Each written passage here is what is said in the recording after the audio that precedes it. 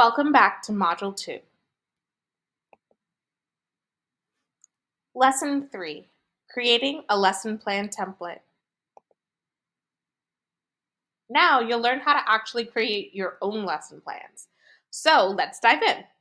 In this lesson, we're going to cover the essential elements that you need to include in a lesson plan, time allocation for the different components of your lesson, and how to adjust for different skill levels and ages within your studio. Essential elements to include in the lesson plan. Consider including each of these elements in your lesson plan. I've also created a blank template that you can immediately start filling out to create your own lesson plans, and it's attached under this video. A well-crafted lesson plan template serves as a roadmap for each teaching session, ensuring that all necessary components are covered efficiently. Essential elements include lesson objectives, which define what the student should achieve by the end of the session, clear and specific goals that guide both the teacher and student, providing focus and direction. The student will be able to, quote unquote, is a great way to start thinking about it. The introduction or warm-up section sets the tone for the lesson, preparing the student both physically and mentally for the activities to follow. This is followed by the main content of the lesson, which includes technical exercises, repertoire practice, and theory integration. Providing space for practice strategies helps students develop effective habits, while the conclusion or review section summarizes key points, addresses any questions, and sets goals for the next lesson. Additionally, incorporating space for feedback and reflection allows for continuous improvement and adjustment based on student progress. Time allocation for different components of the lesson. Time allocation. This is how much time you should be spending on each part of the lesson. Most new or inexperienced private lesson teachers struggle with this at first, so just be aware of it, and it's okay if you make mistakes at the beginning. Effective time management is crucial for maximizing the productivity of a lesson. Typically, the introduction or warm-up section should take about 10 to 15% of the lesson time, ensuring that students are adequately prepared. The bulk of the lesson, approximately 50 to 60%, should be dedicated to the main content, of course, including your technical exercises, repertoire practice, and any theoretical concepts that you're covering. This is where most of the learning and skill development occurs in a lesson. The remaining 15 to 20% should be allocated to practice strategies and the conclusion or review, where students consolidate their learning, discuss their progress, and plan for future practice.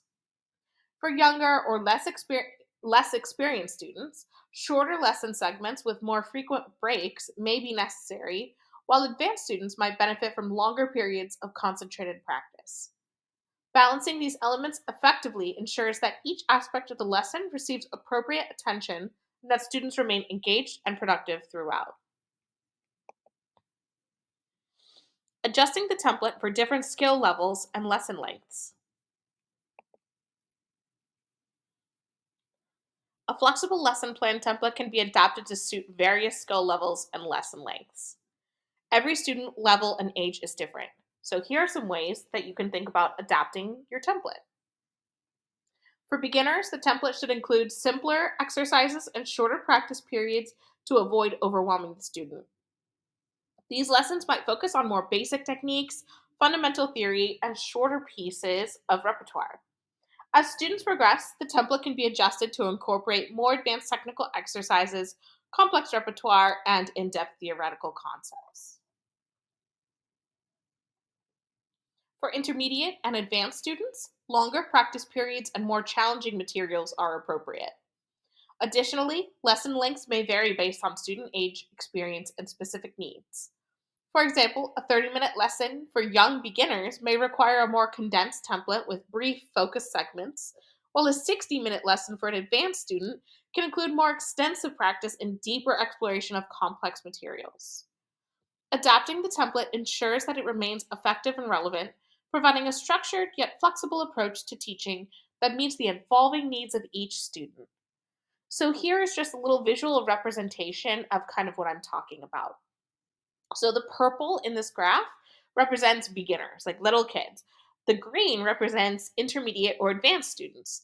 So maybe you'll spend more time on technique with older students than you would beginners, right? But then look at the length of activities. We've got very short amount of time for the beginners and then a very long amount of time for intermediate and advanced students. But then that actually switches when we get down to games. So the beginners might spend a lot of time on games, while intermediate and advanced students would spend just a little bit, if not zero, time on games. But then notice we have demonstrating. So, what I mean by demonstrating is how much time you're demonstrating something in a lesson. And I put that as equal, the same amount of time, because it's really important to show students what you want out of them. And that is applicable for both younger students and, of course, older students as well. Awesome. Good job. So we are now going to head to lesson 4 to continue in this module.